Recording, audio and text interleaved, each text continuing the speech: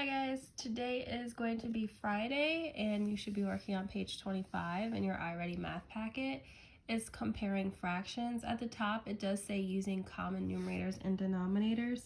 So I am going to review how to do that, but I'm also going to review the shortcut we learned, which is just cross multiplying or using the butterfly. So first let's do common denominators. So say I have the fraction 1/2 and I'm comparing it to, 2/4. If I want to find a common denominator, so I'm looking at 2 and I'm looking at 4. I'm thinking of my multiples of 2 and 4. So if I count by 2's, 2, 4, 6, 8, and so on. And if I count by 4's, 4, 8, 12, 16, and so on. I'm looking for the smallest number that they have the same. So the first number that's the same in both lists is 4.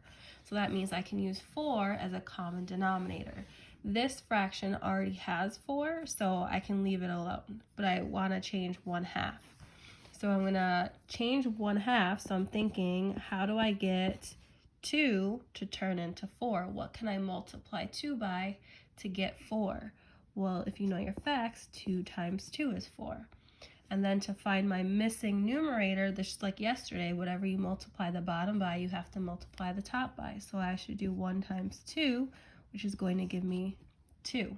So now both of these fractions have a denominator of 4. Now I can compare them. Well, 2/4 is the same as 2/4, so I would put equals in the circle. And when you submit them on your Google Forms today, all you have to do is put greater than, less than, or equal, and submit it that way. If you don't know how to do that on your computer, like say it looks like this. So here's the symbols down here by the spacebar key. There's the 2 on top, so you have to hold the shift button and then push it. And then your equal sign is up here by the backspace. You don't have to hold shift for that because it's at the bottom of the key. So that's all you have to worry about when you submit your Google Forms. I'm just going to show you a couple more examples in case you forgot. So let's say if I'm still trying to find common denominators, let's say I have, 2/10 and I'm comparing that to, let's say, 5/20. So I'm looking at my denominators. I have 10 and I have 20, and I'm going to list my multiples to figure out what's the first number they have the same. So I'm going to count by 10s. I have 10, 20, 30, 40, and so on. And if I count by 20s, I have 20, 40, 60, 80, and so on. So I'm looking for the first number they have the same. The first number they have the same is 20. So I want both of my denominators to be 20. So this one is perfectly fine the way it is. I just need to change this. So if I want to make this 10 a 20, I'm just thinking to myself, well, how do I go from 10 to 20? What am I going to multiply by? Well, 2 times 10 is 20, which means whatever I multiply on the bottom, I have to multiply on the top. So 2 times 2 is going to give me my new numerator, 4. So this is the fraction I'm going to be using when I compare, because now they have the same denominators.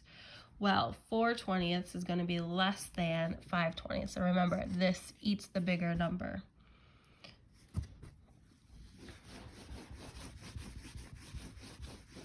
All right, and then real quick, just to review using the butterfly or cross multiplying to compare. Say I have like a big number and I don't want to list all my multiples. Like say I have 4/5 and I'm comparing it to 77/100. That is a problem, so this is going to be a freebie on your assignment. I can use my butterfly and just cross multiply. So I'm going to go diagonally like this. So what's 100 times 4? I'm going to write that at the top, 400. Then I'm going to go the other way, and I have 5 times 77. Well, maybe you can't do this in your head, I know. You would line it up vertically, so I have 77 times 5.